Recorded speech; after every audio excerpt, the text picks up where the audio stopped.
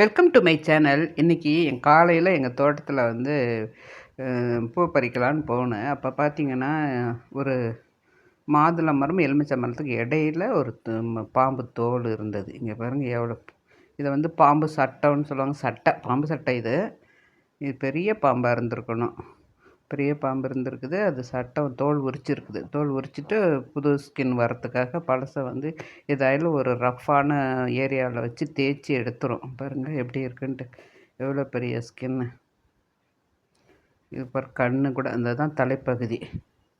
இப்போ நீங்கள் பார்த்துக்கிட்டு இருக்கிறது தலைப்பகுதி. இங்கே பாருங்கள், அது கண்ணு கூட தெரியுது. இந்த கண் உரிச்ச இடம் தெரியுது. நல்ல பெரிய கட்டு விரியனாக இருக்கும் போல் இருக்குது. இயற்கையில் பாருங்கள் எவ்வளோ அழகான ஒரு ட்ரெஸ். இதுக்கு மேலே நெட்டடு ட்ரெஸ்ஸு, நெட்டட் மாதிரி அதில் பாருங்கள் பிரிஞ்சு போகுது, அறுந்துருச்சு, கட்டாகி போகுது.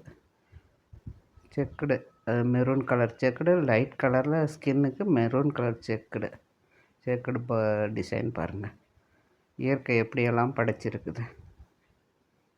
அது பாருங்கள், இவ்வளோ ஸ்கின்னு வந்து இவ்வளோ சின்னதாக இருக்குது, மெலிசாக இருக்குது. இருந்தாலும் அது தோல் உரிக்கிற வரையில் அது உரியாமல் அப்படியே கலண்டு வந்திருக்குது. தோல் அப்படியே கட்டாகாமல் வந்திருக்கு பாருங்கள். இது வால் பகுதி. இப்போ நல்ல பெரிய பாம்பு தான். இது எப்படின்னா, இது எங்கள் வீட்டுக்கு பக்கத்தில் வந்து கரும்பு காடு இருந்துச்சு. அந்த கரும்பு காடை பழிச்சிட்டு வேறு பயிர் போட்டிருக்குறாங்க. அந்த கரும்பு காட்டில் இந்த பாம்பு இருந்திருக்கணும். அங்கேருந்து தான், ஏன்னா எங்கள் தோட்டத்தில் வந்து ஸ்டே பண்ணிக்க முடியாது, வந்துட்டு போகலாம்.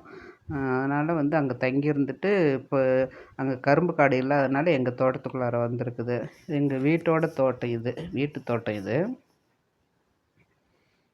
நல்ல லென்த்தியாக இருக்குது. அதை பார்த்ததுமே எனக்கே ஒரு பயம் வந்துச்சு.